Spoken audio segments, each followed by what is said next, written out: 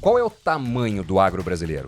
O agro deve ter hoje ao redor de 1/3 do PIB do Brasil, 1/3 do emprego gerado no Brasil e mais de 50% daquilo que o nosso país vende ao exterior é o agro. O que você achou da prova do Enem? Ô, Doni, assim, eu não gostei. O Brasil tem um problema ainda que nós precisamos resolver, que é uma contaminação ideológica contra a geração de renda e contra o próprio país. Como é que o agro brasileiro se compara com o agro internacional? O Brasil há 30 anos era importador de comida e hoje se consolida nessa potência aí exportadora. Qual é o maior mito sobre o agronegócio que ainda persiste na sociedade brasileira? É que ele contribui pouco para o desenvolvimento.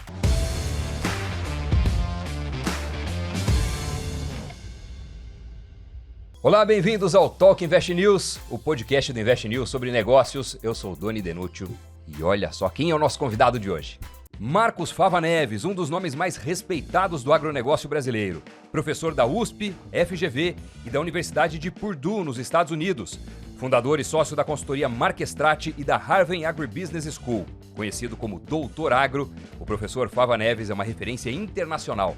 Palestrante em 23 países e autor de mais de 80 livros sobre o setor. Doutor Agro, foi difícil, mas conseguimos te trazer aqui, hein? Conseguimos. Eu estou emocionado, estou para te pedir um autógrafo também para o nosso outro convidado que está aqui hoje, né? Gosto muito de vocês e acho que o papo vai ser muito legal do melhor setor do Brasil. Legal demais. E, obviamente, como sempre, temos aqui Leandro Guissoni, coordenador de curso de MBA na FGV, professor de business não só no Brasil, mas também nos Estados Unidos, na Darden, e sócio da Decoupling, consultor de multinacionais, entre outras coisas. Lê. Boa, Doni, boa. Mais um episódio aqui. Esse episódio extremamente especial. Como você sabe, o Marcos foi meu orientador de mestrado, doutorado, uma das pessoas que mais contribuiu para a minha formação.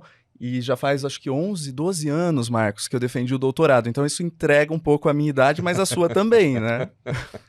Mas eu sou igual o Benjamin Button, eu estou indo para trás.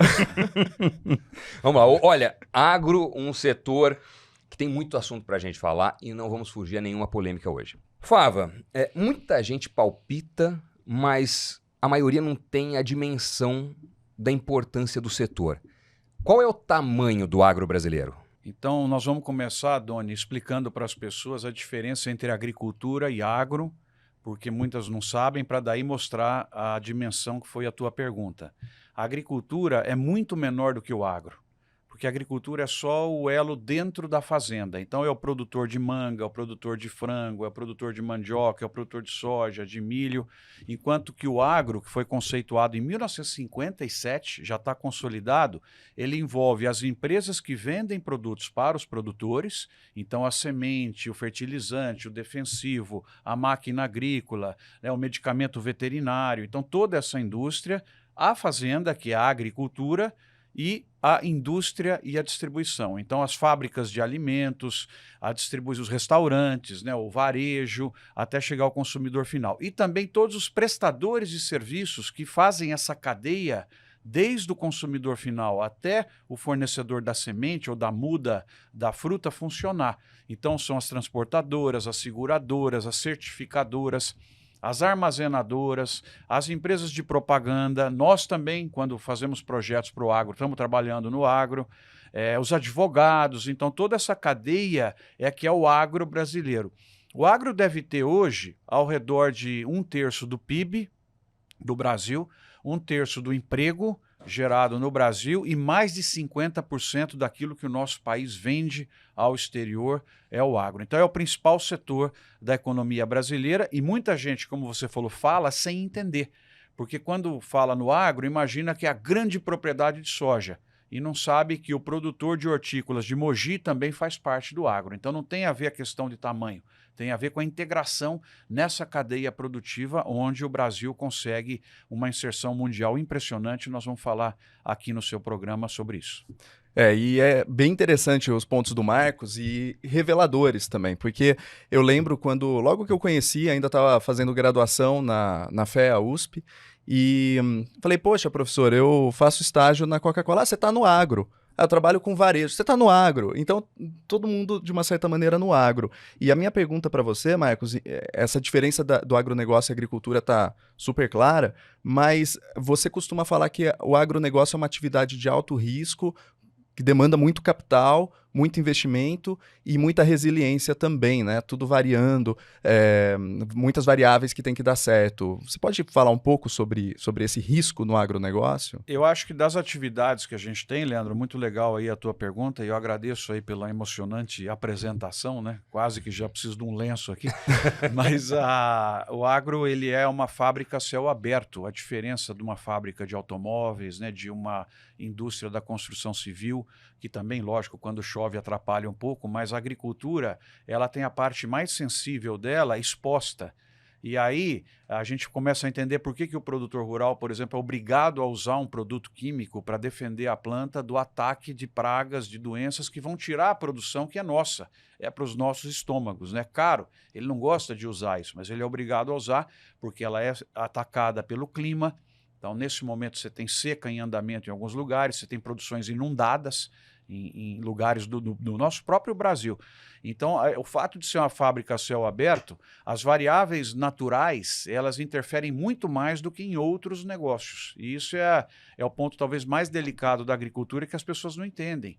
Então, você vai fazer, por exemplo, hoje um investimento na produção de laranja.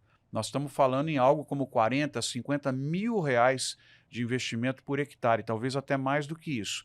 Você corre o risco daqui 3 anos, você está investindo agora, daqui 3 anos, quando começar a fruta a ser produzida pelos pés de laranja, não ter mais o pé. Porque o greening, que é hoje uma praga terrível que a gente tem, que já dizimou a Flórida e está aqui, né, uma doença que está se alastrando no Brasil, ela pode ter dado no seu pomar e ser forçado a arrancar tudo. Mas e o investimento que você fez? Então, esse é o ponto muito importante que a gente tem que considerar, por isso que ele merece uma atenção especial pelo fato de gerar comida, que é algo importante para as democracias, inclusive para manter, né? Você sabe, em muitos lugares, quando você tem inflação de alimentos, você corre o risco até da instabilidade política do país. Uhum. E também para conseguir minimizar um pouco esses riscos que são incontroláveis da atividade, maiores do que outras atividades. Esse é o perigo do agro, né? Fábio, o que você achou da prova do Enem? Agora vai até o final do programa. Ô, Doni, assim, eu não gostei. Eu coloquei nas mídias sociais que me pareceu quando o zagueiro do teu time dá uma bolada para dentro do seu próprio gol, faz um gol contra, né? O Brasil tem um problema ainda que nós precisamos resolver, que é uma contaminação ideológica contra a geração de renda e contra o próprio país. Então, o Enem, ele tem lá, a maioria das perguntas que eu vi, elas são perguntas ligadas a problemas, ligadas a quase que uma vitimização, e não ligadas a onde elas deveriam ser, que é empreendedorismo, estimular o trabalho. Então, uma delas que eu vi, por exemplo, está completamente errada, e as respostas também estão erradas, e ela gerou uma polêmica muito grande em toda a produção brasileira, porque ela é ofensiva, ela ataca algo que vem dando certo. Então, eu acho que o que nós deveríamos fazer hoje é pegar e atacar os pontos errados e não atacar as coisas que estão dando certo. Então, você fica triste de ver porque o agro vem sustentando o Brasil, vem gerando desenvolvimento econômico. Essa questão específica ela era sobre o Cerrado, como se o Cerrado fosse um problema. O Cerrado hoje é uma solução para o Brasil.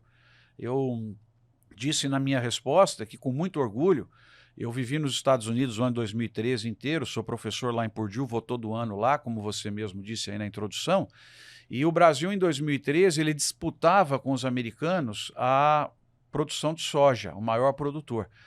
Em 2023, nós passamos os americanos em mais de 60 milhões de toneladas, vamos fazer 163 e eles 111. E aí por que eu estou falando isso? Porque o Mato Grosso daqui a pouco passa os americanos. Os americanos têm um orgulho enorme da produção de soja deles. Daqui a pouco nós vamos ter um estado do Brasil maior do que os americanos. E eu vou mensalmente ao Mato Grosso. Eu queria saber se essas pessoas que escreveram o Enem vão lá no Mato Grosso. Eu estou vendo o que está acontecendo nas agrocidades, como Sorriso, Sinop, Alta Floresta, e aí para não melindrar outros estados também, Dourados, né? Luiz Eduardo Magalhães. É um Brasil diferente, é um Brasil onde prolifera a construção civil, trabalho para arquitetos, falta pessoas em todas as atividades econômicas. Você não tem gente para pedreiro, está faltando, é mais caro lá, né? Então é um lugar, inclusive, para os brasileiros irem para lá. Quem mora em lugares perigosos do Brasil, nas periferias das grandes cidades, descubra o Centro-Oeste, descubra o Oeste da Bahia, né, os locais que estão dando certo hoje no Brasil. E aí você vai e o Enem acaba sendo uma agressão ao que a gente faz que dá certo. É uma agressão até ao próprio orçamento do Brasil. Então, o que eu fiquei chateado? É um órgão de governo atacando, no fundo, a arrecadação tributária do governo. Não faz sentido isso, né? Questão, perguntas e respostas com uma carga ideológica gigantesca e incompatível com a realidade de quem conhece para valer o agro no Brasil. Além da carga ideológica, ela está errada. Né? Se alguém quiser contestar na Exato. justiça, eu posso ajudar, porque a pergunta está errada. Se você ficou por um ponto, pode contestar essa pergunta especificamente do Cerrado, porque está errada. Agora mudando um pouco para a tecnologia, Marcos, porque você tem toda a complexidade que você muito bem pontuou no agronegócio, muita coisa acontecendo, gera muito emprego, gera muita renda. Como que no agronegócio a tecnologia está sendo vista hoje? Ela tende a tirar empregos no agro ou ela tende a originar novos empregos no agro? Leandro, a pergunta é maravilhosa, porque talvez, inclusive a ligação que você fez com o emprego, eu vou começar por aí. Se vocês perguntarem, né, as pessoas que estão vendo aí, Marcos, qual que é a sua principal preocupação em relação ao futuro do agro? É emprego, porque está faltando pessoa em todas as atividades. Nós terminamos agora o plano estratégico do setor de frangos e suínos no Brasil, onde a gente lidera, né, o frango. Não sei se vocês sabiam, mas o Brasil tem 1/3 do mercado mundial. 33% do frango importado pelo mundo vem do Brasil. Você sabe quantas posições em aberto tem nos frigoríficos, Doni, que não conseguem encontrar pessoas para trabalhar? 20 mil. 20 mil posições esperando a pessoa chegar com a carteira de trabalho para começar a trabalhar. Então, querendo contratar e não consegue preencher a vaga. Contratar e não consegue. Também na questão da colheita de café, colheita de frutas, regiões de fronteira hoje falta mão de obra, porque as pessoas estão muitas vezes em programas assistenciais, não querem ter a carteira assinada para não perder o benefício, que eu acho que inclusive tinha que inverter essa lógica, né? Ela mantém o benefício com a carteira assinada para ter um choque pró-trabalho, e aí vem a tecnologia. A tecnologia, Leandro, possibilitou hoje você tirar 250 mil pessoas que trabalhavam com corte de cana. Tem nada pior do que você ficar o dia inteiro abaixado cortando cana. Hoje tem máquina para fazer isso. Inclusive a questão do Enem critica essa tecnologia. Você tem que ter tecnologia hoje para ajudar nos frigoríficos a substituir as pessoas no trabalho repetitivo, que é no corte de carne, por exemplo. A primeira parte dá para fazer com automação. Você tem hoje tratores que circulam sem condutor, porque falta tratorista no centro-oeste do Brasil. Então já tem tratores. E daqui 10 anos você vai ter caminhões que vão ser autoconduzidos, né? Isso já, a tecnologia já está aí. E no campo, Leandro, o mais importante são as tecnologias que usam imagens de satélite, os drones, que permitem com que você aplique produtos exatamente aonde é necessário. Quando eu fiz agronomia há 30 anos, né, para combater uma planta daninha, né, a planta daninha é aquela planta que também nasce no mesmo lugar e ela vai roubar os fertilizantes que você colocou para a planta principal, para a soja, para o milho que você quer. Ela tem que ser combatida. Antes você jogava litros por hectare de produtos. Hoje você consegue, com tecnologia, aplicar o produto só em cima da planta. É como se fosse, entre aspas, desculpa a palavra, uma cuspida por planta. Né? Então, isso é... Em todos os lugares você tem a tecnologia permitindo com que você compre melhor, vende melhor. Hoje você tem a tecnologia dos produtos biológicos, tais dos bioinsumos, que eles ajudam a planta a usar menos produtos químicos, a potencializar a absorção do fertilizante. Então, essa é uma das áreas mais promissoras. O Brasil tem gente espetacular nas universidades, na Embrapa, dentro das próprias empresas, gerando essas inovações que são, antes de mais nada, economizadoras de recursos e construtoras de margens. Muito importante isso. Eu tenho participado aí nos últimos 3, 4 anos de muitos eventos, conteúdos ligados ao agronegócio, E nessa parte de tecnologia, a gente vê que a imagem que muitas pessoas têm de que o agro não é tecnológico, ou é rudimentar, é o mais distante possível da realidade, né? Tem muita inovação, muita tecnologia, muito investimento no agro. E, sei lá, para citar uma solução que me vem na cabeça, tem uma que chama Climate Field View, da Bayer, por exemplo, que dá uma série de informações, dados, mapas que ajudam o produtor na tomada de decisão, porque pegam, por exemplo, a propriedade dele, o talhão e tudo mais, e vê que pedaço foi mais produtivo, que pedaço foi menos, como na próxima safra ajustar isso, o que levou a esses resultados, né? Ajuda ali a colocar mais semente ou menos no pedaço de terra que faz mais ou menos sentido. Assim, é uma riqueza de dados que até pouco tempo atrás não tinha. Né? E você tem, acho que, um vídeo que ilustra um pouco da tecnologia sendo aplicada exatamente no que você falou, na cuspida seletiva entre as diversas plantas, né? Ô, Doni, Legal, enquanto legal. o Marcos abre o vídeo, também só para comentar que o Climate Field View, ele foi o primeiro unicórnio na agricultura. Caramba, não foi sabia. o primeiro unicórnio, Hoje está com a Bayer, né? Aham. Mas foi o primeiro unicórnio. Não, e é gigante, né? Vem dos Estados Unidos, enfim. É da agricultura mundial. da agricultura Primeiro, internacional. Exatamente. Caraca.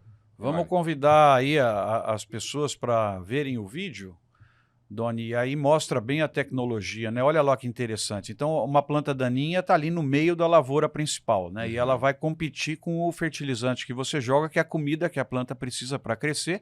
Ela pode também crescer mais rápido que a planta, sombrear essa planta, enfim, gerar uma série de problemas.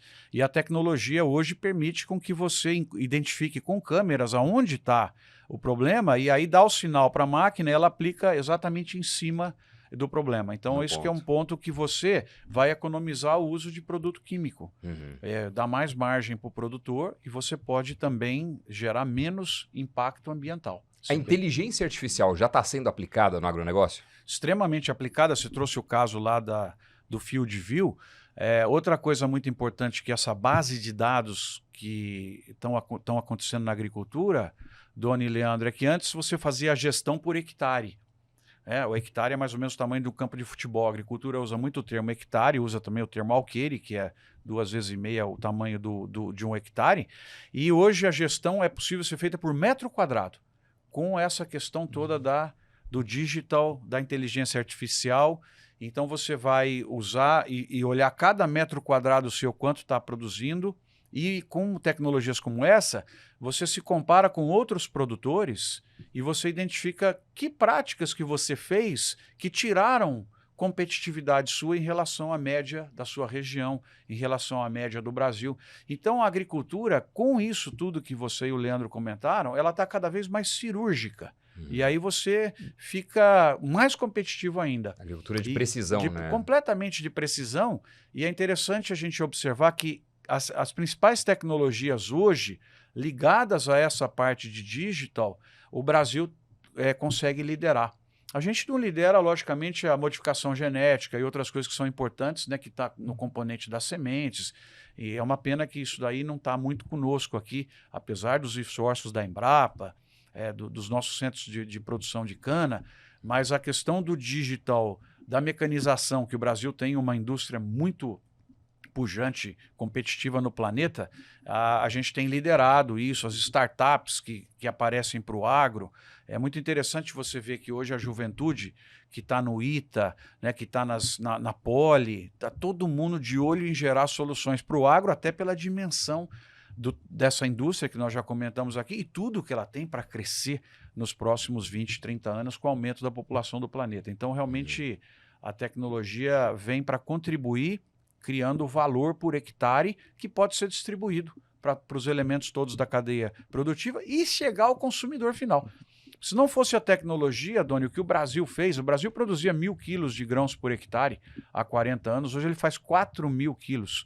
Caramba, parte desse benefício tecnológico veio para o consumidor final, porque imagina como seria o preço hoje dos produtos se a gente ainda produzisse 1.000 quilos de grãos por hectare. Qual é a área que teria que ser usada no Brasil para gerar as 320 milhões de toneladas de grãos que o agro está entregando agora nessa safra. Então, as tecnologias são economizadoras, inclusive, de recursos de terra, de água. Hoje você tem irrigação também, esquecemos de falar, que joga só um pouquinho de água que a planta precisa. super localizada. Então é um MBA realmente de tecnologia o que está acontecendo hoje, né? Inteligência artificial, que você tocou no assunto, Doni, eu já vi um exemplo muito interessante nos Estados Unidos acontecendo e eu quero fazer uma pergunta para o Marcos. Surgem várias agtechs, que são essas startups que usam tecnologia e crescem com soluções que ajudam na agricultura de precisão, entre tantas outras áreas da agricultura, do agronegócio. E uma delas, a Blue River Technology, surgiu lá no Vale do Silício. A Blue River fazia exatamente o que o Marcos comentou, praticava essa precisão. Ela joga o spray na planta que precisa, porque ela faz um reconhecimento como se fosse por câmeras acopladas nas máquinas, como se fosse inteligência artificial fazendo seu reconhecimento facial. E aí ela vê qual planta precisa do spray e ela faz esse spray. E com isso, muitas vezes, o produtor economiza grandes gastos no insumo e, por outro lado, você tem também a planta que precisa ser tratada sendo tratada, e não aquelas que não precisariam.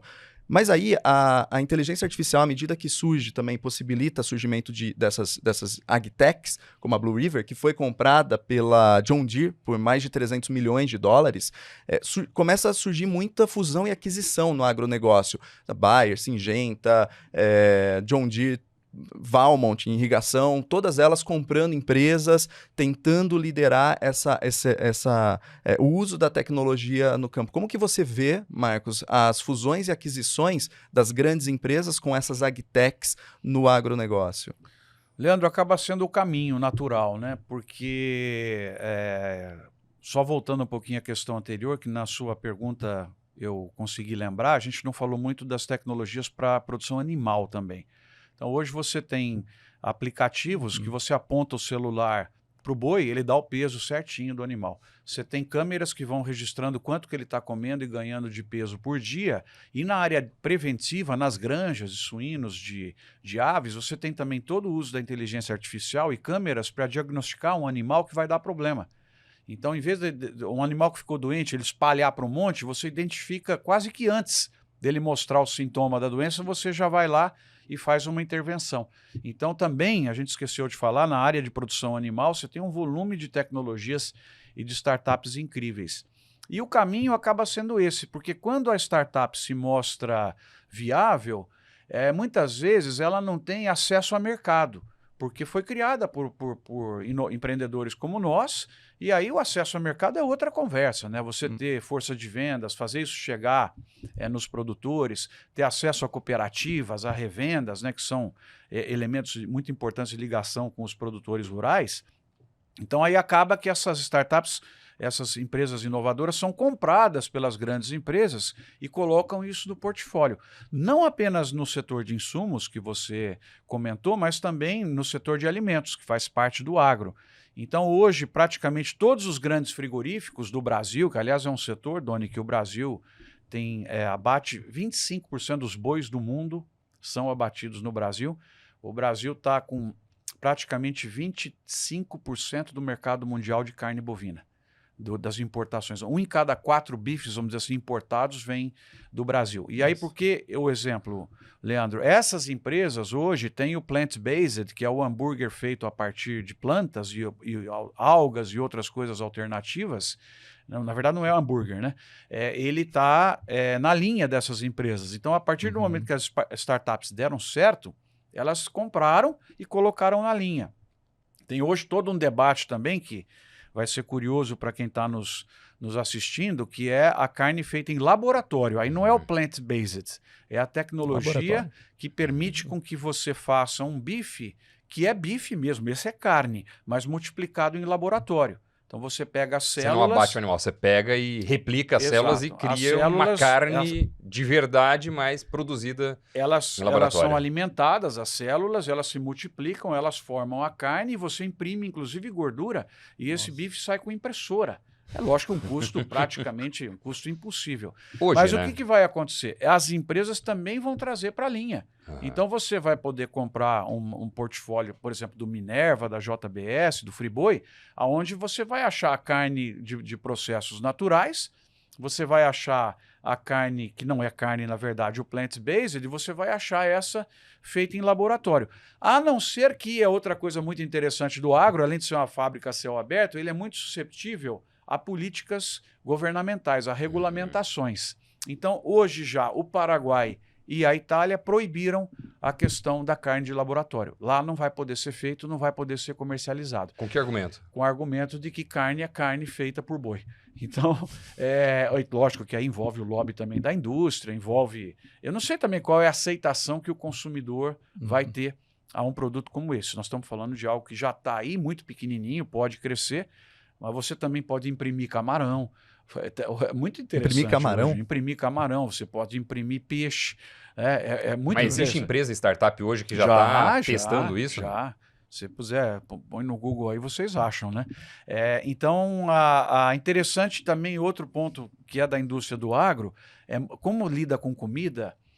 A regulamentação dos governos é muito forte, no sentido de proteger a indústria local. Então, o Brasil, por exemplo, para nossa carne entrar na Europa, tem que pagar uma tarifa de 3 mil euros por tonelada. Isso é puro protecionismo do europeu para que a gente não invada efetivamente lá e diminua a atividade produtiva da Europa, porque o Brasil é muito mais competitivo do que a Europa. É boi criado a pasto, boi verde. Agora, com as tecnologias que a Embrapa trouxe, da integração lavoura, pecuária, floresta, você tem até já carne no mercado que é carbono neutro, porque ela foi produzida num ambiente onde o sequestro de carbono da pastagem, do crescimento da floresta, entra na conta do boi que foi lá produzido e você tem a carne carbono neutro. Então, a regulamentação no agro, ela é muito séria. Hoje o Brasil tem expandido muitos mercados, Doni.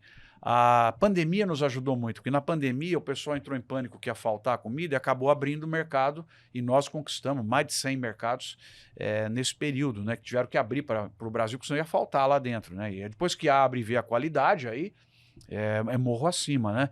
Mas a regulamentação é muito séria. A gente... Na área de frangos e suínos, né, que eu comentei, tem mercado que a gente não entra por pura barreira protecionista da indústria local, porque nós somos mais competitivos. Então, a indústria nesses lugares, Doni, ela consegue exercer um lobby tão grande que não permite, em prejuízo do consumidor desse país, porque senão ele teria acesso a uma carne mais barata, que foi o caso, por exemplo, da África do Sul, que a gente invadiu lá com o frango brasileiro. Hoje, o sul-africano tem acesso a um frango de qualidade, produzido de uma forma sustentável, com inclusão de pequenos produtores, porque o nosso modelo produtivo é muito legal, né?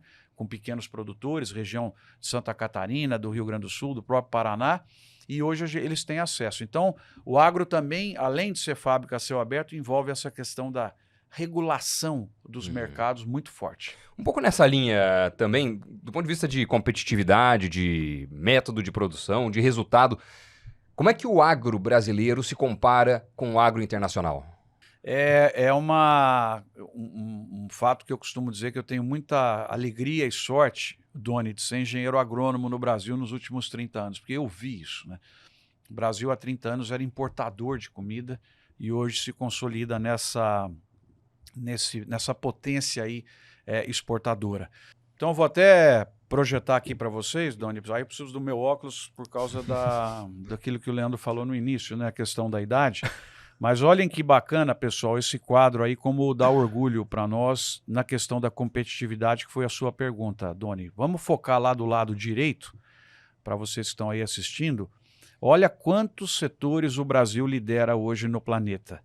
E eu vou comentar com vocês um pouquinho as participações percentuais, porque elas são impressionantes. A soja, o Brasil está com 40% do que o mundo faz de soja no Brasil, e do que o mundo importa de soja, nós estamos chegando perto de 60%. O que é perigoso para o planeta, né? Um lugar só entrega 60%. E a soja é usada, muita gente, né, os ideológicos acham que a soja é monocultura, e vem toda aquela ladainha do tempo do carburador, né, que a gente é obrigado a ouvir.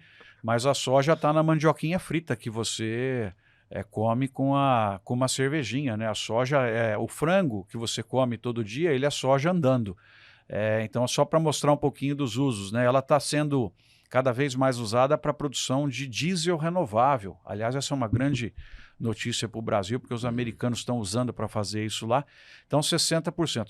Do açúcar que o mundo compra, Doni, metade vem do Brasil. 50% do açúcar mundial. Do café, mais ou menos 30%. Suco de laranja é uma vergonha, né? 80% da importação do planeta vem do Brasil, notadamente de São Paulo. Na Europa, de cada 10 copos de suco tomados, 9 vêm do Brasil. Por isso, o meu orgulho em falar aí desse setor. Carne bovina, já comentamos, 25%, né? quase 25%. Carne de frango, 1/3. O milho, o Brasil assumiu a liderança agora, passou os americanos e está entregando 30% do milho importado pelo mundo. Muita gente não sabe, mas a celulose, o Brasil também é campeão mundial.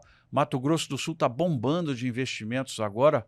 O pessoal aí de Três Lagoas está vendo, né, de Ribas, impressionante. A gente tem mais ou menos uns 20% aí de participação no mundo. Para que serve a celulose? Para fazer todo o papel, né? Papel higiênico, todo o papel usado no planeta vem de floresta plantada. E o fumo também, o tabaco é agro, né? O cigarro é agro também. Olha lá, tudo, né? É agro, valeu? É agro. Cigarro, cerveja é agro, cigarro é agro. E o fumo também. E o Brasil esse ano, com um trabalho belíssimo, está com chances de passar os americanos no algodão. E aí também no algodão, que nós estamos usando aqui, que também é agro, o Brasil passa os americanos, nós vamos chegar na liderança já de 10 setores dos mais importantes. Por que a gente passa? Porque é o mais competitivo.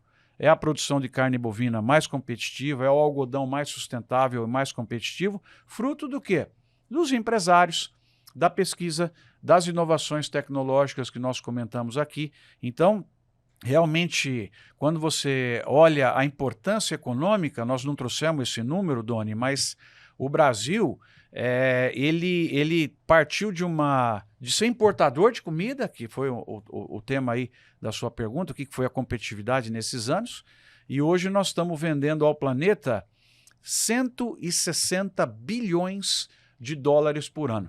Vou mostrar um quadrinho aqui para vocês verem quanto que isso representa por minuto. Vamos ver que números curiosos que nós temos. Só para resumir o que a gente está vendo aqui. Então, atualmente, o Brasil é o maior exportador mundial de soja, açúcar, café, suco de laranja, carne bovina, carne de frango, milho, celulose e fumo. E é o maior produtor global de soja, açúcar, café e suco de laranja. Exatamente. Então, impressionante. É uma liderança incrível.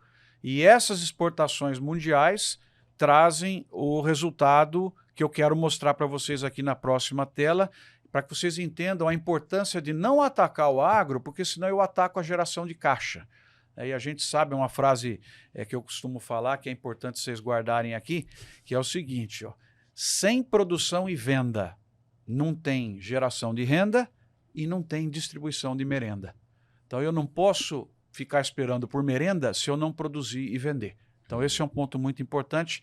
Vou mostrar para vocês aqui agora o volume das nossas exportações. Então olha só, Leandro, Doni, pessoas que estão aí nos assistindo, que quadro impressionante esse, com os números de 2022, sendo que 2023 vai ser melhor ainda do que 22. Passando isso para reais, Doni, o agro exporta 1,6 milhão de reais por minuto.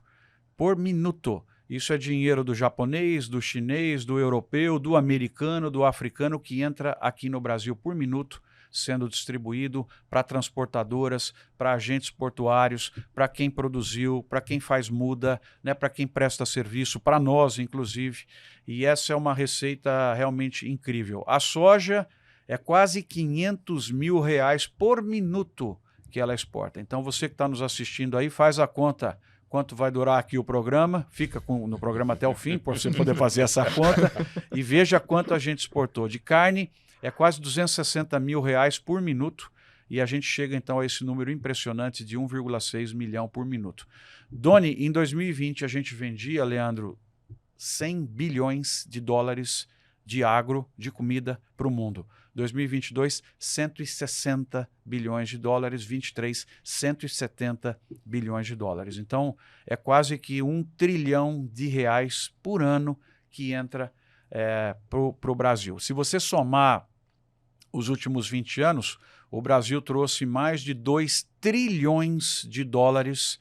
Por isso que nós temos a reserva do jeito que ela está, por isso que nós temos uma taxa de câmbio ao redor de 5, senão estava 8. Né? E a inflação, enfim, a geração de caixa do Brasil é isso daí. E dada toda essa complexidade do agro, esses números impressionantes que você mostrou, Marcos, não dá para fazer sozinho, né? Você sempre fala bastante, e é algo que eu aprendi bastante com você, sobre o efeito das associações e de você ter uma força coletiva. E aí, o papel das cooperativas. Pode explicar um pouco sobre o que são essas cooperativas no agro e a importância delas também para que esses números apareçam, né? Esses números belíssimos aqui para o Brasil. Ô, Leandro, o cooperativismo é o socialismo que deu certo. A maior empresa de café do mundo é uma cooperativa do Brasil que tem 18 mil donos, todos pequenos produtores. Ela fica em Guaxupé e ela se chama Cochupé.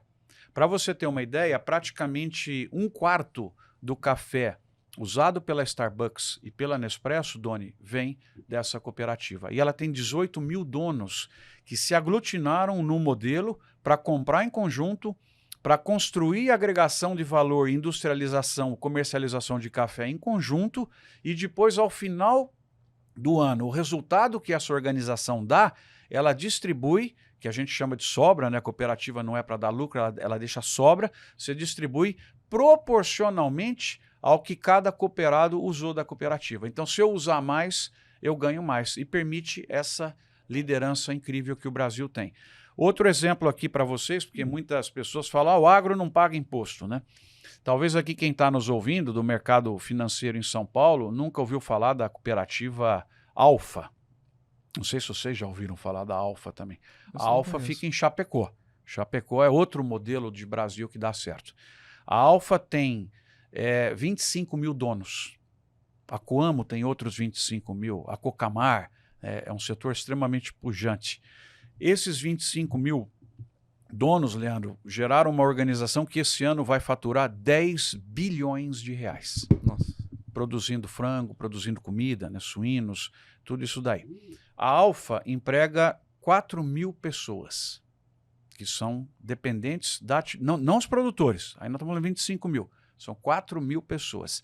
Ela paga por dia em salário 1 milhão de reais. Então você imagina em Chapecó, em todas as cidades que ela está, as pessoas gastando esse 1 milhão de reais por dia, a movimentação que traz para a revenda de automóvel, para a oficina mecânica, para a construção civil e tudo isso daí. Ela tem 55 supermercados, onde qualquer um pode ser cooperado, você vai lá e compra e tem o que você comprou, você tem um rebate. Né? Como muitas vezes já trabalharam aqui no programa de outras maneiras, você recebe depois com a distribuição de sobras. E de imposto, Leandro, ela paga 1 milhão de reais por dia para os órgãos municipais, estaduais e federais promoverem logística, educação, segurança. Né? Então aí está um exemplo. O que é a cooperativa?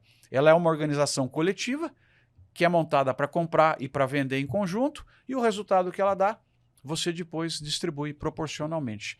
Um outro exemplo muito legal é a Copersucar, que permite com que o Brasil tenha vamos dizer assim, essa conquista do mercado internacional do açúcar, fornecendo um serviço espetacular para os compradores mundiais, tendo logística e outras coisas. Então, o modelo é muito interessante e quebra um pouco o mito de que o agro é feito por grandes. Sabe por quê, Leandro? 50% da produção do agro brasileiro passa por cooperativa. E a cooperativa, antes de mais nada, é um instrumento social, de inclusão, que permite a difusão de tecnologia, permite com que o pequeno se torne grande. Né? Essa é a ideia, então. É extremamente social. Fava, o agro é conservador? Vixe, essa é difícil de responder. Eu não sou conservador, eu sou do agro. Né? Você tem no agro, muitas vezes, lideranças que são extremamente importantes, têm um papel histórico fantástico, mas são de uma mentalidade um pouco mais antiga. E, como todos os setores, você tem pessoas mais arrojadas, mais pujantes, mais modernas e as pessoas que são mais antigas, mais conservadoras. Então, eu acho que no agro você tem as duas em andamento. Você tem entidades que são presididas pela mesma pessoa há 40 anos, como você tem normas de governança com Power BI e uma série de outras coisas em organizações espelho ou similares a essas. E o que eu tenho visto hoje é uma coisa muito interessante, com todo o respeito, que essa oportunidade que as empresas dão, né, que eu tenho de vida de falar em diversos lugares do mundo. O que eu vejo aqui no agro brasileiro, Doni, é uma coisa encantadora, porque aqui tem muito jovem. Então, nós temos o conservadorismo, as pessoas tradicionais que estão no setor, mas você tem a chegada do filho, né? Ontem mesmo, na universidade, um jovem veio me perguntar, falou, Marcos, falta um ano para formar, eu não sei se eu fico aqui um tempo em São Paulo mais para adquirir mais experiência, ou eu volto para a fazenda do meu pai, onde eu posso colocar tudo que eu aprendi aqui de finanças lá. Eu falei, olha, é um bom problema que você tem, né? Espera ver se você vai ter alguma oportunidade, mas eu voltaria, porque você pode revolucionar o que está acontecendo. Então, é uma brincadeira que quando eu faço apresentações aqui no Brasil, a maioria, Leandro, da audiência é de jovens, né? É incrível, é uma molecada, é mulher, as mulheres participando cada vez mais. E aí você vai lá nos Estados Unidos, um público na faixa de 65, 70, né? Muitos deles com problema de sucessão. E na Europa, então, costumam fazer uma brincadeira que parece que o pessoal saiu do cemitério e volta para o cemitério ao final da apresentação. Então, assim, é brincadeira, né? Mas é um público muito idoso, né?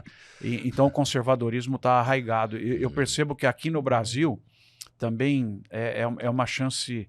Nós estamos com uma juventude mais engajada, né? Então, a nossa sucessão ela é mais fácil e a quebra dessas ideias conservadoras é mais fácil porque eles vão chegando com maioria, né? E de repente eles vencem uma eleição, eles passam a presidir a cooperativa, a presidir o sindicato, a presidir a associação. Então eu acho que assim tem conservadorismo, mas ele vem sendo erodido. Mas o lado bom do conservadorismo também tem que ser explorado. Lógico. Né? Não, e tem uma questão que o conservador é um termo que está muito associado à tradição, a talvez alguma resistência à mudança, à alteração, à inovação, etc., a risco.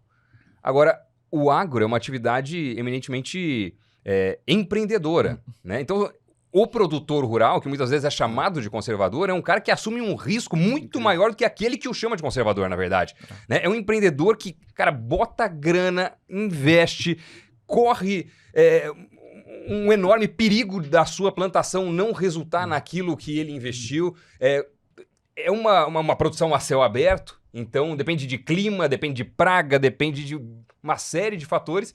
E, nesse sentido, talvez seja muito menos conservador como grande empreendedor, né, pela natureza da atividade, do que as pessoas falam, é conservador, conservador. Né?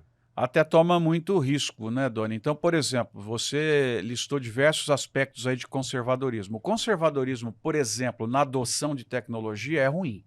O conservadorismo, por exemplo, na gestão de risco é bom nessa atividade. Então, você tem características aí. Eu costumo falar muito nas apresentações que tem produtores rurais, eu falo assim, olha, quando você for tomar uma decisão, prioriza sempre a decisão onde você fica melhor antes de ficar maior.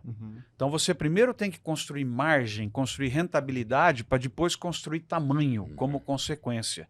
Hoje nós estamos vendo muitos com dificuldade financeira porque construíram tamanho no momento onde tudo estava caro e acabaram ficando piores. Hoje estão endividados, a taxa de juros, a gente sabe, é uma das principais doenças da agricultura, é a taxa de juros, porque nós temos um elevado nível de endividamento, e isso faz com que quem foi conservador nesse momento está um pouco melhor. E aí, como você falou, o volume de investimentos é brutal. O Brasil, nos últimos 4 anos, contribuiu demais para o planeta, e nós deveríamos ser reconhecidos por isso, porque senão a situação da fome hoje, do preço das commodities, estaria trágica. O Brasil aumentou, Doni, nos últimos 4 anos, 15 milhões de novos hectares de grãos. E aumentou a produção agrícola em 70 milhões de toneladas. No momento onde a Ucrânia teve problema, a Rússia teve problema, a Argentina teve problema, os americanos tiveram problema, nós surgimos, por isso que a gente conquistou esse market share que tende a continuar aí nessa velocidade. E só para quem está nos ouvindo, né, muita gente aí do mercado financeiro, para você fazer um hectare novo hoje, nós estamos falando de um investimento ao redor de 15, 16, 18 mil reais. 18 mil reais para você converter uma pastagem numa soja prestes a ser colhida. Se você for pegar um hectare de uma área que você pode, no âmbito do nosso Código Florestal, transformar, e essa área de mata, por exemplo, aí nós estamos falando em 30 mil reais. Então, olha o investimento upfront que você tem que fazer para depois de alguns meses começar a ter resultado. Lógico que tem mecanismo de venda antecipada, assim, uma série de coisas que pode ajudar aí também, mas o endividamento pelo descasamento de quando você faz o investimento e quando você vai colher, é muito grande na agricultura. Grãos é 4 meses, mas na laranja é 3 anos, no café é quase 3 anos para você começar a ter resultado, depois que você investiu na cana, 1 ano e meio. Né? Então, é um ponto importante. As pessoas falam, por que tem que ter crédito rural na agricultura? Porque nós temos esse descasamento extremamente grande e tem esse risco brutal de repente, você não ter nada quando você for produzir. Né? A praga comeu, né? A doença, o clima secou, não produziu nada. Olha os gaúchos, né? Nos últimos anos tiveram 3, 4 secas, os argentinos também. Então você faz o investimento, Doni, e aí não choveu. Se não choveu, você não tem o fertilizante de volta, não devolve o dinheiro. Lógico, se não cresceu a planta, você vai aplicar menos defensivo, mas você não tem o dinheiro de volta da semente. Devolve aqui porque não choveu. Afundado, já foi embora, já foi embora, né? E muitos, falando um pouquinho de investimentos, né? Muitos do que acompanham o canal, aqui Invest News, também têm interesse em investir em empresas dos mais diferentes setores, dentre eles o agronegócio. E quando a gente olha as empresas de capital aberto do agronegócio que tem capital aberto, que estão listadas na B3, poxa, Marcos, assim, você trouxe uma proporção do agronegócio que é muito representativa, que é muito grande. E me parece que essas empresas com capital aberto, como a SLC Agrícola, um dos maiores produtores mundiais de grãos e fibras, a São Martinho, né, no setor sucroenergético que você conhece tão bem, está lá listada na B3, a Ouro Fino em saúde animal e produtos veterinários também está listada, mas quando eu olho o valor dessas empresas, quando eu olho o desempenho, o interesse dos investidores em comprar ações dessas empresas ou de estudar essas empresas, me parece ainda tímido perto de varejo, perto de tecnologia, de saúde e assim por diante. Como que você vê as empresas do agronegócio, Marcos, listadas na B3? Esse é um ponto extremamente interessante, inclusive a gente fala em aula, né, para os alunos monitorarem, criarem indicadores, olhar como é que está a performance dessas empresas. Então tem, na área de cana, tem pelo menos umas 4, 5, você falou da São Martin, tem Jalles Machado, tem a Raizen, né, tem as de carnes, todas estão lá, dá para você acompanhar também, né, o Minerva, a JBS, o Marfrig, algumas de celulose. Então você tem diversos setores que estão. O que você não tem muito e que eu acho que deve fortalecer nos próximos anos são as empresas mais médias. Essas estão entrando aos poucos, as revendas agropecuárias, né? A AgroGalaxy, que começou, teve problemas, está se recuperando, né? Você tem outras que estão entrando aí, e eu acho que é uma oportunidade grande para ficar de olho e, inclusive, o mercado financeiro auxiliar essas empresas a entrarem, porque ela melhora, antes de mais nada, a governança, né? A transparência, a abertura internacional. E essa é uma área, Leandro, que a gente vê, quem quer investir no agro, eu recomendo começar primeiro acompanhando as empresas, né, que isso você faz do seu escritório, e depois entrar em fundos de investimento também. Por conta própria, eu acho complicado. Sabe, um advogado, um médico que está nos ouvindo, eu quero investir, vou mexer com fazenda. Só se alguém bom tocar para você, porque tem tanta tecnologia, né, Doni? Nós falamos aqui que para você sair, deixar de lado ou não dar atenção devida, porque você tem que ficar na advocacia, tem que ficar na medicina, tem que ficar na construção, é melhor que alguém bom toque para você e você seja um investidor, porque a atividade exige olhar diário. É o olho do dono realmente que engorda o boi, essas coisas são extremamente importantes aí. Mas hoje o Brasil, por ser um porto seguro para investimento internacional, mesmo com todos os problemas que nós temos, nós não falamos aqui ainda das coisas ruins ainda, né? Que é a questão de transporte, armazenagem, segurança no campo, segurança jurídica, né? Mão de obra já falamos, tem um monte de problemas no agro aí que, se resolvêssemos, seria mais forte ainda, né? A questão do marco temporal, que é esse imbróglio que o Supremo quer jogar o investimento com a questão aí dos brasileiros de origem indígena, né? Um erro, irresponsabilidade até no fundo, na minha opinião, mas isso vai ser resolvido pelo Congresso e pelo Senado. Então você tem hoje, Leandro, você pega assim, tem muito país, pega os árabes, por exemplo, os chineses, né? A Ásia principalmente, eles estão desesperados com a questão do food security, que é a segurança do abastecimento da sua população. Nós estamos aqui, Doni, sentados na fábrica de comida. O Brasil é uma fábrica de comida. Agora, você imagina você estar num país onde 95% da comida da sua população vem de fora, é o caso da Arábia Saudita. O que eles estão fazendo? Os fundos estão comprando nacos das empresas brasileiras. Por exemplo, você tem o fundo soberano lá da Arábia Saudita que tem 1/3 do Minerva. Esse é só o começo da entrada desses. Eu acho bobagem entrar aqui comprando terra, né? Tem regulação, difícil, né? Você tem limitações aí, mas a participação internacional em pedaços das empresas brasileiras, principalmente por organizações públicas, que nesses casos você tem empresa pública, né? Ou privadas desses países que vão precisar de comida no futuro, que o problema deles só vai agravar, Doni. Hoje nós temos 7,5, 8 bilhões de pessoas, nós vamos para 10 bilhões, né? O fluxo de comida é das Américas para a África e para a Ásia. A África, por incrível que pareça, está afundando. Ela é importadora, cada vez maior, mesmo tendo recursos, né, por problemas que a gente pode discutir aqui depois, mas institucionais, uma série de coisas. Então, o que você vê hoje é um movimento muito grande. Eu preciso garantir um pedaço no Brasil, porque o Brasil não tem. A pessoa fala, pô, mas o Brasil não tem o que fazer com a soja se o chinês não comprar. A não ser que a gente faça piso de soja, construção de soja, né? Mas não tem o que fazer. Então, o mundo não pode ter medo do Brasil, só se tiver questão climática. Nós não vamos restringir a exportação, porque nós não temos o que fazer com esses produtos, né? Imagina se você parar a exportação de suco de laranja e colocar no mercado interno, o nego vai ter que tomar 30 copos por dia. Né? Vai até fazer mal, não tem como. Então, hoje é um movimento muito interessante. A gente está conversando, essa semana mesmo eu conversei com japoneses, com chineses, todo mundo de olho em pegar participações das empresas brasileiras, investidores financeiros e investidores estratégicos também, o que eu acho mais legal nesse caso, né? Porque aí vem, aporta produto, aporta tecnologia e recebe produção. Então você tem hoje movimentos para investir até em fazenda. De que jeito? Você falou, não pode comprar área, né? Você tem uma limitação aqui no Brasil, mas eu posso te dar crédito muito mais barato do que o que é obtido no Brasil, e você vai me garantir venda de metade da sua soja nos próximos anos pelo preço de mercado. Então essa abordagem está acontecendo.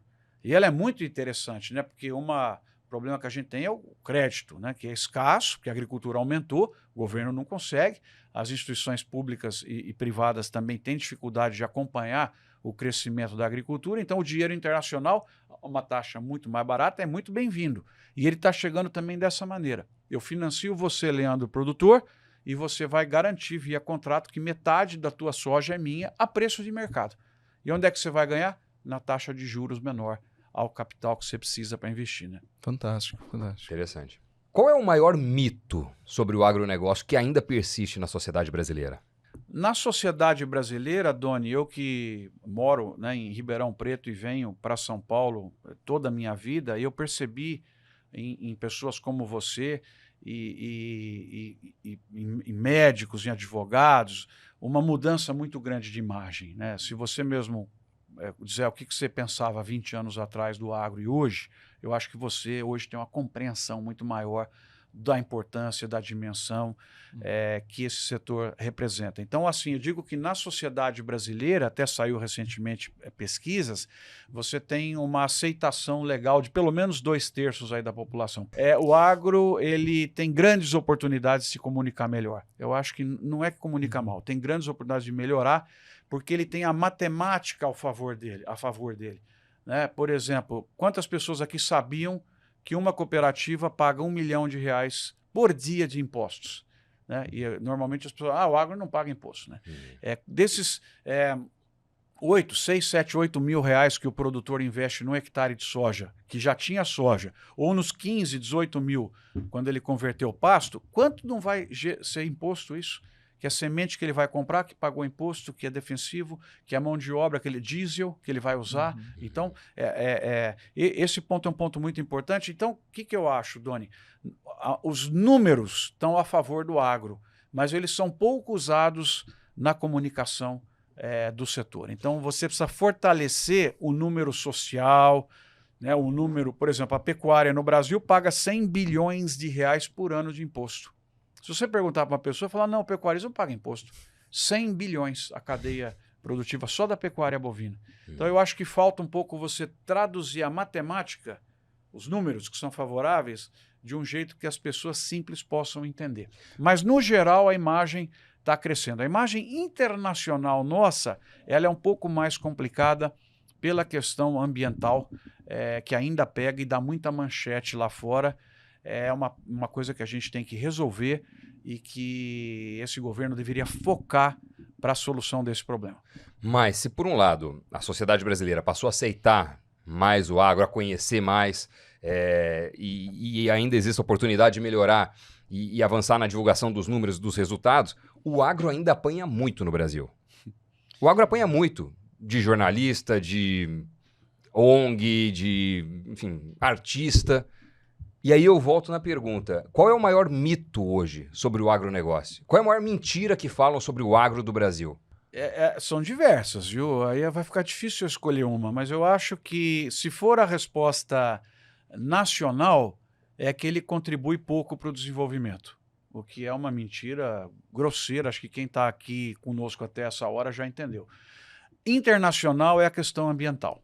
Acho que vou separar aí em duas E por que é um arenas. mito? O agro brasileiro hoje é aliado ou inimigo do meio ambiente?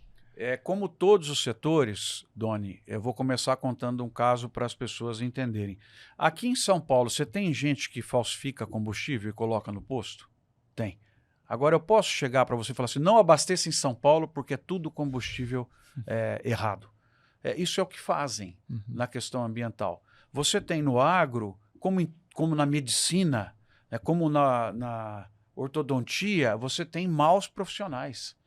Mas esses maus profissionais precisam ser identificados e punidos. O que você não pode fazer, e normalmente a imprensa faz, é generalizar o problema de um produtor infeliz que está mantendo um trabalhador numa condição que não é boa, que a legislação brasileira pune, e aí você fala assim, setor de cana emprega escravo.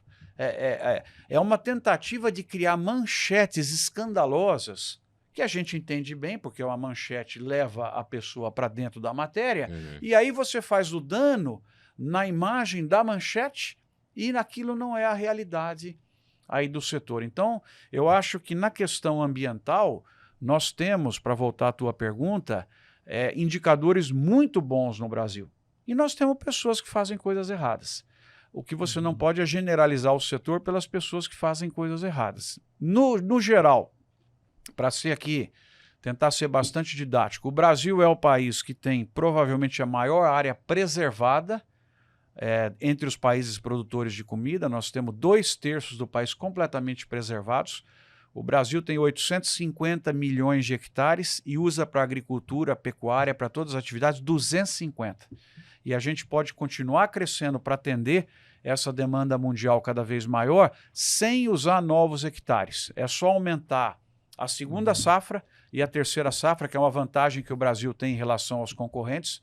É um campo de futebol que você pode ter 3 jogos no mesmo dia, no mesmo ano, que é o caso do Brasil, e expandir em cima de área de pecuária, de pasto. Leandro, nós temos muita área de pasto, talvez 30, 40 milhões de hectares que já estão lá e que podem ser convertidos para a agricultura. Então o Brasil pode aumentar muito a sua exportação, permanecendo, Doni, com 250 milhões de hectares sendo usados. Nós temos, só para não ser cansativo para vocês, o maior índice de biocombustível do planeta. É o nosso uso aqui de biodiesel e etanol nos carros, fora tudo que está acontecendo aqui de hidrogênio líquido e outras coisas que vão mudar a forma de transporte. Nós temos um código florestal que em alguns lugares ainda não está adequadamente implementado, mas mais rigoroso do mundo. Por exemplo, quem tem uma fazenda aqui em São Paulo, não sei se vocês sabiam, 20% da área ele não pode usar. Ele tem que trazer de volta a vegetação original que tinha. 35% cerrado, 80% na Amazônia. Nós temos tecnologias economizadoras de recursos, como os insumos, integração lavoura-pecuária-floresta, o plantio direto, a rotação de culturas e outras coisas mais.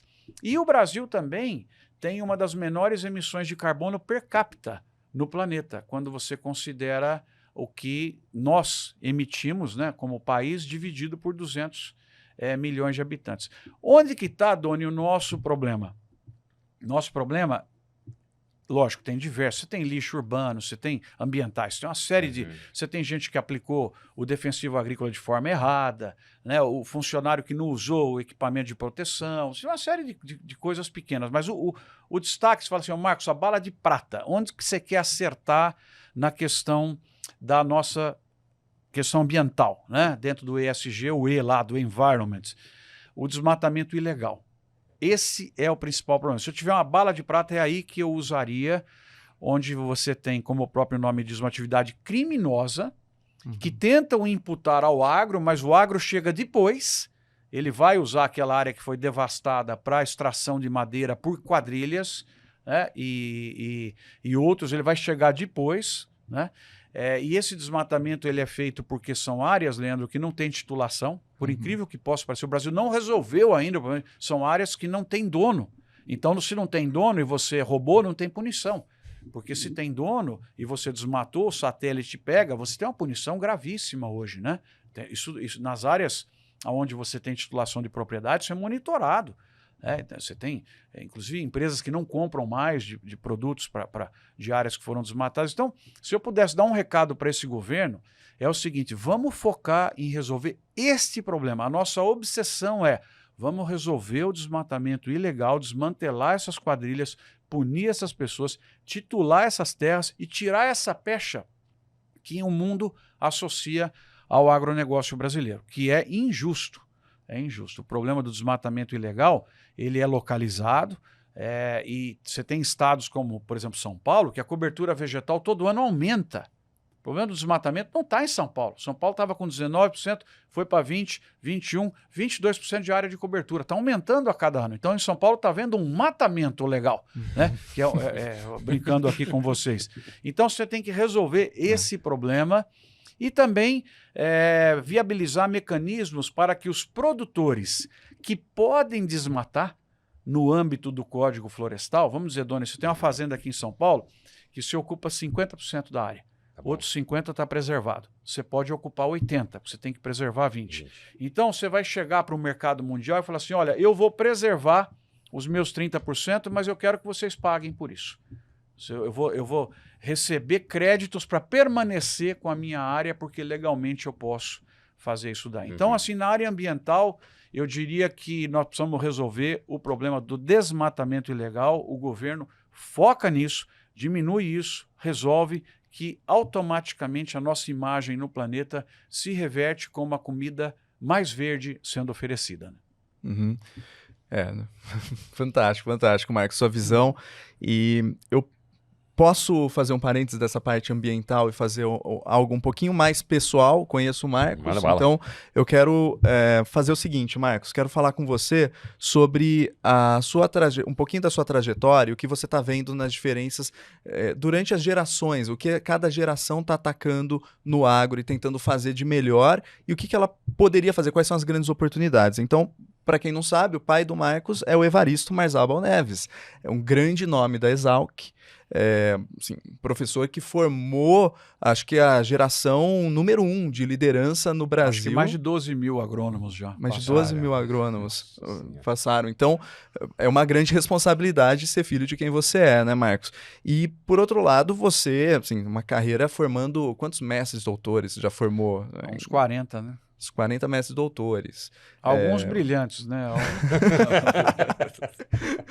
Boa, boa. Então, poxa, uma carreira, assim, brilhante e que o que eu admiro no Marcos é que ele sai no campo. Não é aquela pessoa que fala, olha, eu tô aqui no escritório... Apesar que eu sou sem terra, né? Eu sou sem terra. Não, mas ele sai. Eu lembro uma época que o Marcos, depois se tiver foto para colocar, seria até legal, o Marcos pegou, adesivou, fez um monte de parceria, adesivou o carro, Caminhos da Cana, saía no Brasil inteiro. Quantos quilômetros, Marcos, você percorreu? Fomos de 80 cidades em 4 anos fazer eventos, né? Muito legal, com uma caminhonete estilizada, bem bacana. 80 cidades, Caminhos da Cana, né? E fez essa iniciativa, vai constantemente em vários lugares, forma muitas pessoas. Então, Marcos, o que eu queria... Assim, você tem uma grande história acompanhando as várias gerações, com seu pai, com quem seu pai formou, com quem você está formando e com o olhar para frente, né? Eu queria que você falasse sobre esse retrospecto e uma visão de oportunidade para o futuro, para as gerações novas. Lê, eu vou começar dizendo assim, as pessoas falam, pô, esse cara é apaixonado pelo setor que ele trabalha e ensina, né? Por que eu sou apaixonado pelo agro? Na verdade, porque eu sou apaixonado pela inserção social. Eu sou, assim, uma pessoa que acha que as pessoas têm que ter oportunidades. Elas têm que poder ascender, melhorar na vida. E eu tenho visto o agro como o grande enabler, né? Quem possibilita isso, justamente por viajar, por estar nas regiões de fronteira e ver quanta gente não está conseguindo educar os filhos, conseguindo se inserir. Então, você ser a favor do agro hoje é você ser quase que um socialista, você querer que o país tenha melhor distribuição de renda. Está provado isso. O Mato Grosso cresce muito mais do que o Brasil. As cidades do Mato Grosso que tem o IDH crescendo muito mais rápido, a disparidade de renda menor entre as pessoas. Então, eu sou apaixonado pelo agro pela questão social, principalmente, né? Porque o jeito da gente competir e ganhar no mundo não tem muitos outros setores abertos para nós. Tem que ser a fábrica de comida do planeta e de energias renováveis, né? Que está hoje ligado a isso daí. E eu tenho, né, a inspiração aí nos meus pais, né? Além do meu pai, a minha mãe tem uma visão social fantástica, ela tem uma ONG em Piracicaba, ela acabou de gravar aí um programa muito legal no YouTube, que nós vamos deixar o link aí para quem quiser assistir. Essa ONG fez já 530 casas, né? Então, onde era a favela, o barraco, ela, com a ajuda da sociedade, você vai lá e transforma numa casa e ganha cidadania. Então, eu não quero deixar de esquecer aqui, deixar de lado o trabalho que ela faz, que me inspirou na questão social, né? Por exemplo, eu tenho tentado passar isso para os filhos, a gente que tem condição de fazer isso, né? Quando a gente pede pizza lá em casa, uma pizza a mais para a portaria do condomínio. Isso faz parte, né? Então eu procuro embutir neles essa visão de que a gente pode fazer isso, né? E do lado do meu pai, essa leitura muito grande que ele tem pela formação de pessoas, de talentos, né? Uma visão prática, e 82 anos de idade ainda diariamente vai na Exalc e dá aulas, né? Passou por, como eu falei, mais de 12 mil engenheiros agrônomos. Então, essa carga aí da educação, do social e a sorte de ter feito engenharia agronômica e ser empresário também, né? Nós temos uma empresa, o Doni falou aqui no início, a Marquestrat, que hoje tem 20 anos e dá oportunidade para mais de 100 pessoas. 100 pessoas trabalham lá. Estamos criando agora uma escola específica no agro, para não atrapalhar ninguém, não vai ser concorrente de ninguém, específica no agro, para atrapalhar o mundo. Porque o meu sonho também é exportar educação. Por que jovens precisam ir estudar nas universidades internacionais? Se aqui tem o melhor agro do mundo, eles que têm que vir estudar aqui. Você está falando da Harvard Agribusiness School, a Harvard, que vocês anunciaram numa parceria com o Grupo SEB, do Chaim, bilionário. E com um investimento gigantesco para os próximos 5 anos, né? O que é, então, essa Harvard Agribusiness School? Depois eu preciso voltar na tua pergunta. Essa que é a ideia, né? Nós separamos a parte de educação da Marquestrat, que é uma parte que já está aí há 20 anos, organizando MBAs, treinamentos dentro de grandes empresas aí de alimentos, todo o agro, né? E precisaríamos de um sócio para tentar competir internacionalmente, um sócio na área de educação. E aí, pela amizade nossa, pela origem muito, muito próxima, e por não estar atuando no agro, naturalmente surgiu o empresário Chaim Zayer, que é hoje um bilionário e que era bedel de escola no início de vida, né? Então, aqui é um exemplo legal. Quando nós anunciamos isso, eu lembro uma pessoa colocou lá no LinkedIn, disse assim, o Marcos, o Chaim fez mais pela educação do Brasil que a soma de todos os ministros aí existentes. Eu mandei para ele ficou todo orgulhoso.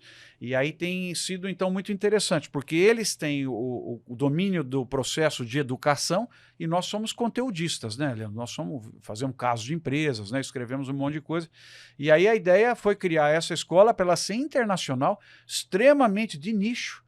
É só agro, então não é para competir com as escolas de administração, das quais eu sou professor, é para ter convênios e para trabalhar em conjunto. Vocês estão com um time bem focalizado. Extremamente focalizado em Ribeirão Preto, com as empresas dentro, né? O campus já está praticamente todo vendido, ele vai ter, me deixou muito orgulho, né? O campus vai se chamar José Luiz Cutrale, a Cutrale contribuiu com a construção, e as salas todas vão ter identidade, quer dizer, uma coisa para ser muito orientada pelo mercado.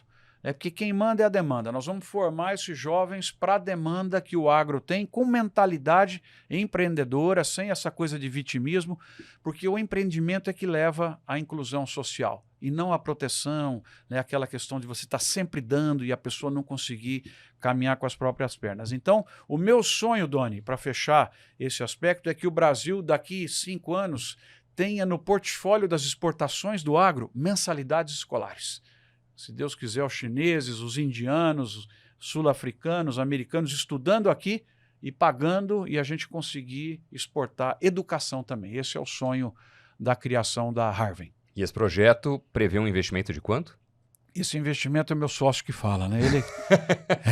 Mas pelas notícias, 100 milhões de reais em 5 anos. Esse é o investimento que o meu sócio fala. Meu sócio tem capacidade de investimento, né? É uma brincadeira aí, mas é aproximadamente isso, talvez até mais, porque nós estamos com um sonho de construir uma cidade do agro ao lado do AgriShow em Ribeirão Preto, que para isso estamos conversando com investidores da Arábia Saudita e de outros lugares, onde você possa ter algo que respire o agro todos os dias. Então, centro de inovação, centro de convenções, hotel, universidade, ensino médio, shopping rural. Então, ser uma experiência, restaurantes, né, uma experiência que é quase como um museu, para as escolas levarem para as crianças visitarem, conhecer o processo do açúcar. Só que esse é um investimento grande, né, que está no nosso radar. Aí estamos buscando os apoios para poder viabilizar. Mas a escola está funcionando, a graduação, pós-graduação e principalmente os cursos em company que herdou da Mark Strat. Então a Harvem já está em alta velocidade. Ela não vai começar, né? Ela já está em alta velocidade porque ela é uma JV, onde você tem 2 sócios que já tinham atividades fortes e jogaram para ela tocar daqui por diante. Então esse histórico já faz parte hoje aí da Harvem. No projeto da Cidade do Agro, pelo que eu li também, seria até de meio bi expectativa de investimento. Li certo ou li errado? Talvez até mais, Doni. Depende das construções, tudo, mas é um projeto aí na casa de uns 200 milhões de dólares, Caramba. o que para nós aqui no Brasil é algo assustador, né?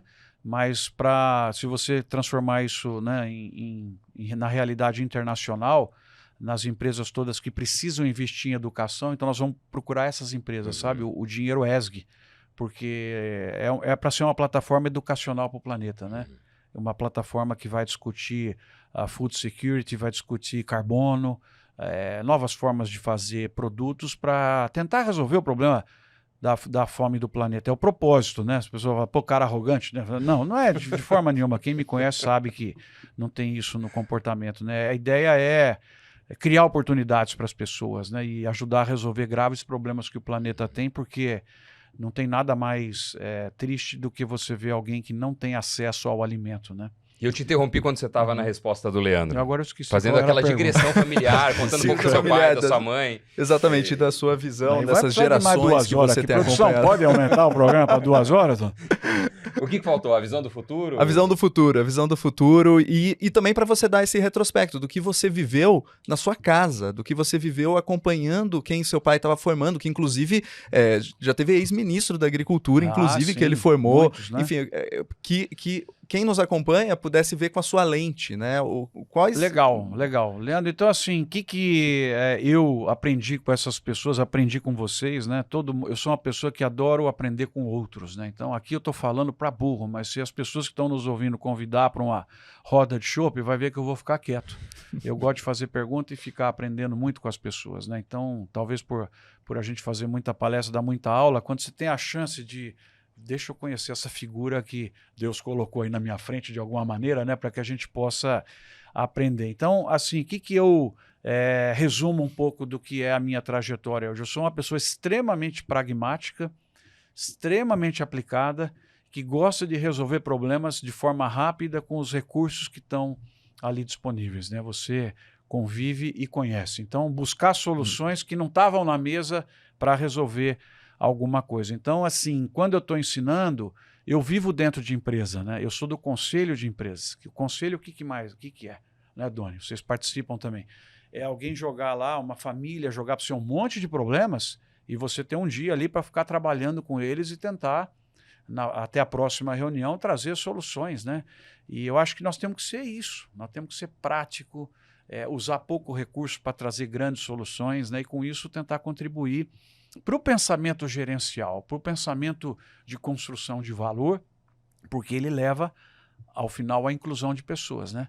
Quanto mais crescerem os empreendimentos, mais pessoas eles vão precisar. Então, eu tenho procurado muito essa questão prática, sem descuidar daquilo que traz tranquilidade para nós, que é o convívio familiar, é o convívio com os amigos, é algo que a gente precisa ter muita disciplina, né, Doni? Que é o tempo para nós mesmos, né? Afastar muitas vezes um pouco do celular, sair do WhatsApp, daquele tumulto digital e olhar para a natureza, plantar alguma coisa. Esse final de semana foi muito bonito porque nós temos uma horta em casa e eu fui com a minha filha mais nova, nós fomos comprar os produtos, né?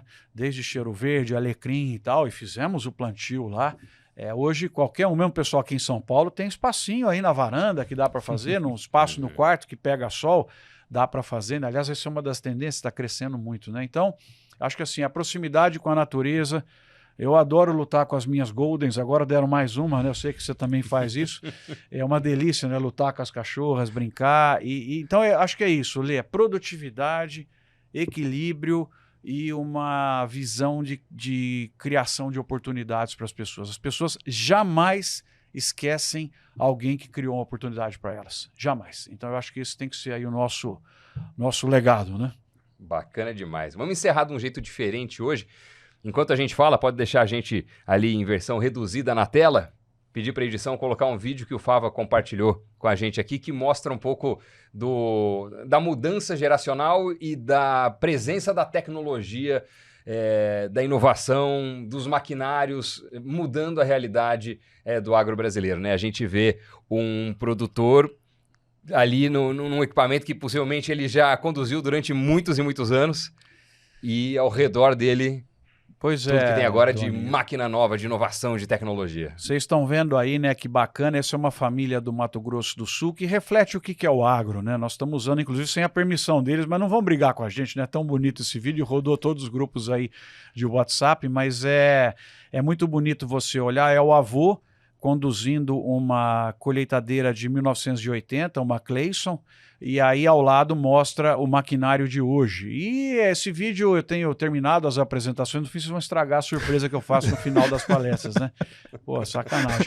Mas eu tenho terminado as apresentações com esse vídeo, que as pessoas se emocionam, eu também me emociono. Eu coloco uma música bonita do Chitãozinho e Chororó, e é muito bonito você ver a admiração que o netinho tem pelo avô, o choque tecnológico e o que era a nossa agricultura do passado e a agricultura do presente e do futuro, aonde o Brasil tem essa imensa chance de conquistar o respeito mundial, sendo a fábrica de comida do planeta feita de maneira sustentável. Não tem nenhum outro lugar do mundo que pode fazer isso. E o mundo está olhando isso, está investindo aqui. Nós temos chance de crescer de forma sustentável para resolver um dos principais problemas que o mundo tem, que é pessoas passando fome, né? Dar mais renda para as pessoas, que um outro mito também, Doni, que as pessoas falam, mas como é que pode o agro exportar tanto e ter fome no Brasil? A fome não é um problema de falta de produto, é um problema de falta de renda.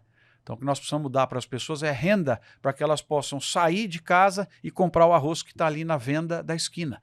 Então ela tem fome porque ela não tem renda, não é porque o agro exporta.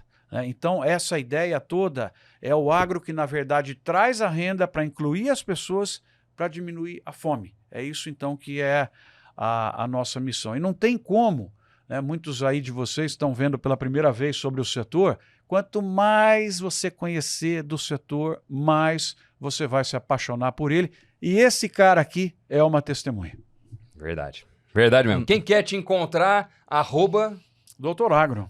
Doutor Agro e site? O site doutoragro.com. E o doutor aí não é DR, é doutor, né? Doutor. É isso. Fácil de lembrar. Doutor Agro, professor Marcos Fava Neves, muito obrigado, cara, por ter vindo e por esse bate-papo aqui tão esclarecedor, viu? Obrigado. É um prazer estar aqui, porque primeiro eu conversei com 2 ídolos, né? Quando você fala com ídolo, é sempre emocionante, né? Valeu, pô. Obrigado. Obrigado mesmo. Mais uma vez, pessoal. Obrigado pela companhia. Até o próximo Talk Invest News. Obrigado. Tchau, tchau.